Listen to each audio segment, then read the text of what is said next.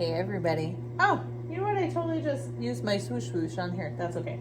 But I got myself to the point basically where I was at, you know, that tall cylinder. But now I'm going to make it into a bowl instead of into more of like a vase or a mug shape, okay? So it's similar thing as far as how you're holding your hands. I still do kind of like the bird and then either like baby claw or big claw. So for me, you still want to make sure that it's nice and slick. Like you don't want to have a giant puddle of water on the inside, or at least you don't want to leave a giant puddle of water on the inside, but you do need to have it be smooth. Now, instead of pushing, like I'm going to belly it a little bit, but this time, instead of stopping, I'm going to go all the way to the top edge. So I'm just going to widen it out. Now, you're going to get thinner as you do this. So like if you're trying to make a wider bowl, then leave a little thickness to your clay, okay? And, you know, really push this, like, especially when you're first learning, like, try to see how crazy you can go. Like, pull it to the brink of disaster and then go to disaster and then try it again. It's all a learning experience. So, you know, make it a good learning experience. Make it go crazy. So each time you can see I'm just changing the shape a little bit. If I try to go really wide right at the beginning, then I'm just gonna like end up squishing, like I'll poke a hole in it. And I don't want to poke a hole. So I'm gonna pull mine a little bit wider. So right now I'm kind of doing like an ice cream dish. That's basically the size that I am.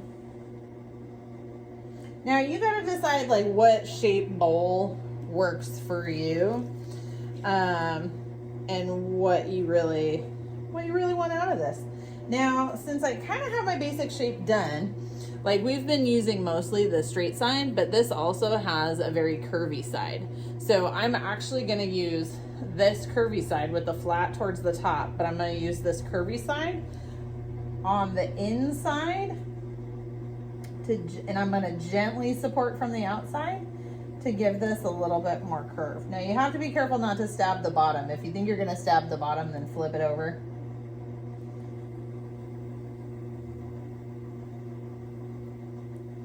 And you can kind of push it to change the shape a little bit more. Or you can use one of the little plastic ribs, that works too. You could change the shape, alter the shape with that. You can try doing it in a couple different spots. It just depends on how much clay is left and what tools you have available to you. Potters tend to be very DIY, like let me have this cool tool and oh, can I make my own, right? But the rest of the stuff is basically going to be the same. Like you want your lip, you would trim your lip the same if you need to trim your lip. You know, I could push this more, but I'm making an ice cream dish and it's getting a little thin and I like the shape once I trim it. I really like my inside shape that I have. So once it's leather hard, I'll be able to trim it and make something that I really like. So now that I have it shaped the way I want, I'm gonna do that thing again where I'm cleaning off the bottom. So that's the same no matter what thing you are creating.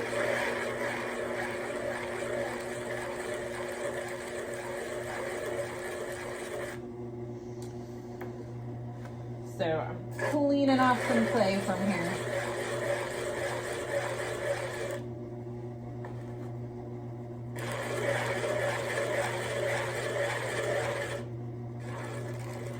Ooh, it's chattering a little bit. That just means that it's wanting to be bouncy. So if it's starting to get bouncy down there, that's called chattering. It just means that like you're getting a wider part that's dry.